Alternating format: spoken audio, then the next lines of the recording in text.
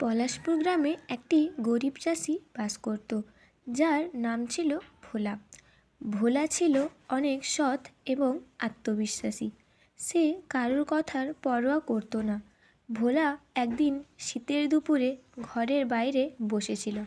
তখন সে ভাবল, চুপচাপ বসে না থেকে কিছু করলে ভালো হয়। এই কথা শুনে ভোলার স্ত্রী কমলা ভোলাকে বলল, কী গো, বসে বসে এত কী ভাবছো তুমি? ভাবছি চুপচাপ বসে না থেকে কিছু করার কথা। বসে থাকলে তো আর সংসার চলবে না। সে তো ঠিকই বলেছ। তাহলে কি করার কথা ভাবছো শুনি? কি আর করব, আমাদের নিজের বলতে তো শুধু ওই 3 বিঘে জমিই আছে। তাই ওতেই কিছু চাষ করার কথা ভাবছিলাম। তাহলে গাজর চাষ করলে কেমন হয় বলো তো? এখন তো শীতকাল, তাই গাজরের চাহিদাও অনেক আছে। ঠিক আছে গিন্নি, তুমি যেরকম বলছো আমি তোমার কথা মতো গাজর চাষটাই করব। কথা মতোই ভোলা পরের দিন সকালে বাজারে গিয়ে গাজরের বীজ নিয়ে এলো। তারপর ভোলা দুপুরবেলা মাঠে গেল জমিতে গাজরের বীজ রোপণ করতে। গ্রামের বাকি লোকেরা যখন আরামে ঘরে বিশ্রাম করছিল, তখন ভোলা একা জমিতে কাজ করছিল। কিছুদিন পরে ভোলার জমিতে গাজর ফলল।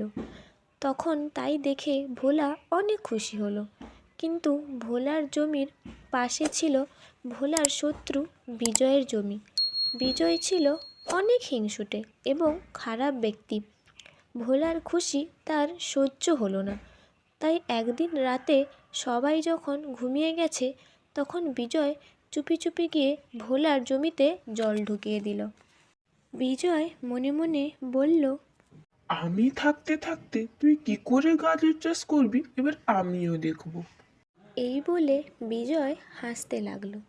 পরের দিন সকালে কমলা আবার মাঠে গেল গাজর তোলার জন্য। ভোলাও তার সঙ্গে এসেছিল। মাঠে যখন এসে তারা দুজন দেখল, কেউ একজন তাদের গাজরের জমিতে জল ঢুকিয়ে দিয়েছে। তাই তাদের সব গাজর নষ্ট হয়ে গেছে। এই দেখে কমলা বলল, হায় মা গো, এ কি কাণ্ড হলো গো, কি সর্বনাশ হলো গো আমাদের, কে করলো এই সব? এই বলে কমলা কাঁদতে লাগলো। ভোলা তখনও চুপ ছিল।